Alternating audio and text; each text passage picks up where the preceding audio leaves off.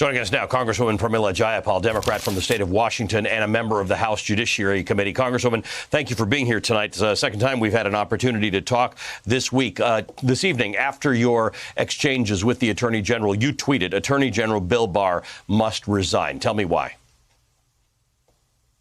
Well, this is everything we saw today, Ali, is exactly what we have known for some time and watched, which is that Bill Barr is not acting as the Attorney General for the people of the United States. Bill Barr is the personal henchman for Donald Trump, and he has no interest whatsoever in ensuring safe elections. He has no interest in actually taking on police brutality and racism. He uses the department to essentially counter any protesters that are protesting Donald Trump, but he does not use the department to protect people when protesters are actually implementing Trump's agenda. And I gave the very specific example of Lafayette Square and how he reacted there versus how he reacted in Michigan when protesters with rifles, with swastikas, Confederate flags were storming the Capitol in Michigan and calling for the governor to be beheaded, lynched, and shot.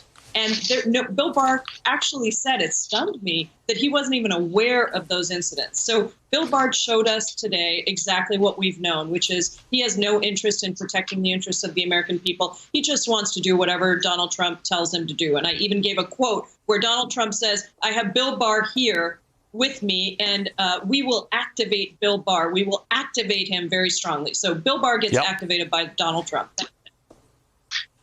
He used the was not aware thing several times to you in this instance when talking about acting on Roger Stone's sentence without knowing what the president wanted, even though the president tweeted it out, in talking about Michael Cohen being sent back to prison. I was not aware, and this is a lawyer, he knows how to thread the needle here, but he did that a lot. I was not aware. It's kind of surprising that the long-term attorney general and good friend of the president, supporter of the president, was not aware of so many things that so many Americans are aware of.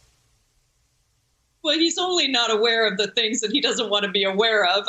When he used that on me, I said, well, that's interesting. He said, well, I don't know about all the protests that are happening everywhere in the country. There are a lot of protests. I said, well, you certainly seem to know about the protests in Seattle, in Portland, in all of these places where it's in your interest to know about them. So, I think that this is Bill Barr and his selective enforcement. And that was the point I was trying to get across, Ali. I was frankly stunned by the constant attempts of the Attorney General of the United States and my Republican colleagues to mischaracterize and try to divert attention from these massive, important protests that were an awakening of America's conscience to police brutality and white supremacy. And instead, they tried to turn it away to violent protesters in other places. They did not want to talk about Lafayette Square. That was very, very clear at Lafayette Park. And Bill Barr did everything he could to try to distract us, but we were not going to be distracted. I want to ask you about mail-in voting. You have unique familiarity with this, given where you are from. Bill Barr was asked about this today, and he continued to parrot the administration's view that mail-in voting is not secure. Let's just listen.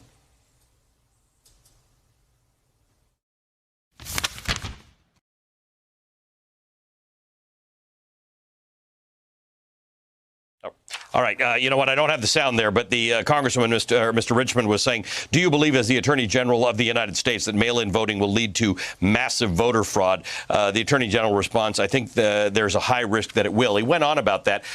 Tell me how you respond to this, because you know mail-in voting better than many Americans do.